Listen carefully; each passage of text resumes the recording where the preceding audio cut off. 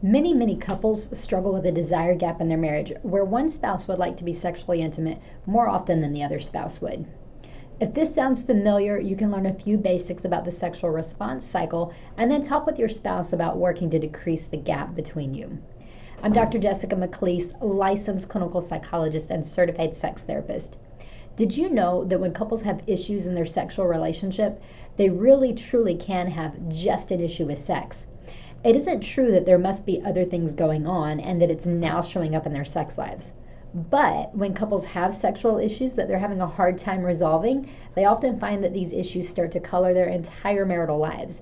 So they find that communication goes down, they argue more frequently, and they start to feel really disconnected.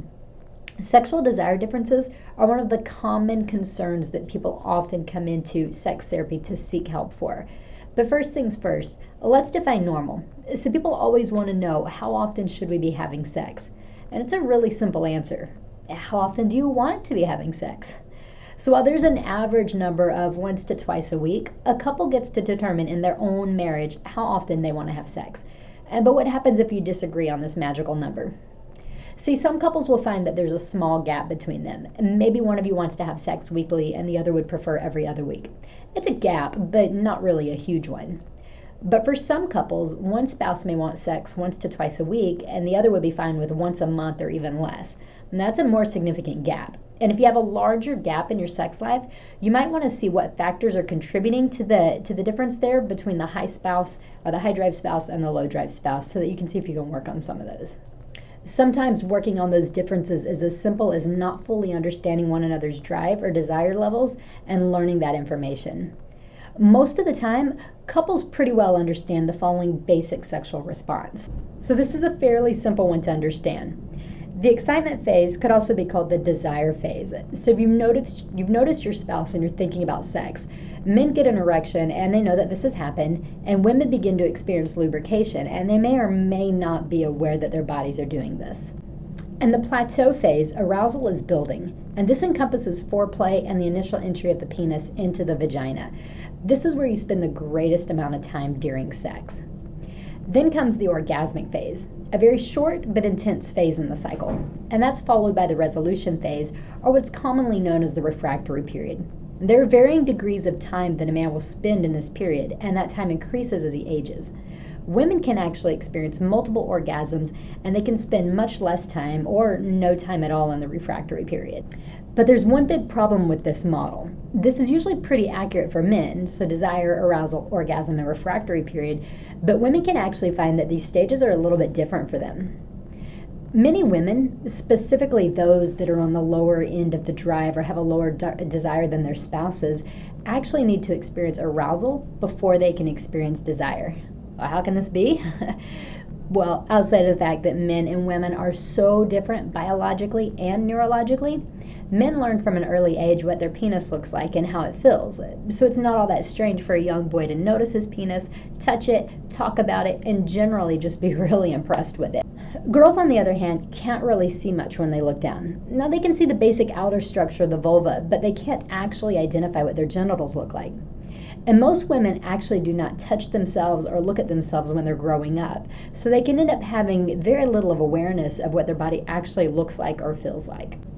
Add to that the fact that most women can't actually feel the lubrication that comes with arousal, and it becomes incredibly important for a woman to be psychologically and emotionally connected to be ready for a physical connection.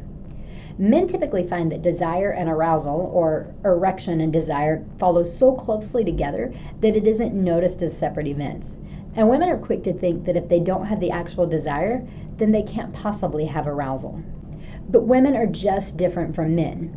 Many women have to have 10 to 15 minutes of foreplay while just being willing to love their spouse well before the desire actually starts to build for them.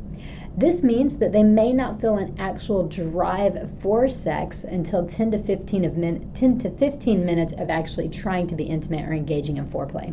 So what's the bottom line here? If you're experiencing a significant desire gap in your marriage, invite your spouse to watch this video with you and ask, is anything in here surprising to you? Follow that up by asking, how often do you want to have sex?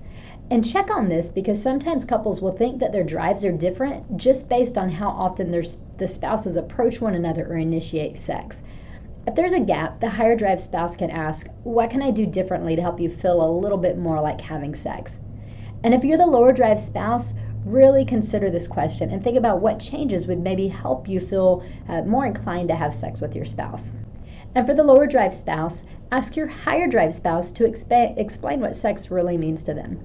Sometimes a lower drive spouse doesn't really understand just how important sex is to the higher drive spouse. And for the higher drive spouse, answer honestly about what sex means to you. Your answer should be somewhat deeper than it feels good or I like it. Explain on a deeper level what the sexual connection really means. And for both of you in the relationship, understanding sexual drives is a good first start, but it may not be enough. Talk honestly with one another without being defensive at all, and determine together if you might need to seek extra help for closing the gap between you guys. As always, you can ask your questions on my website at befullywell.com, where I'll answer them anonymously through video. You can find that box on the sidebar of every page. Until then, I wish you peace and happiness in your marriage, and may you always be fully well.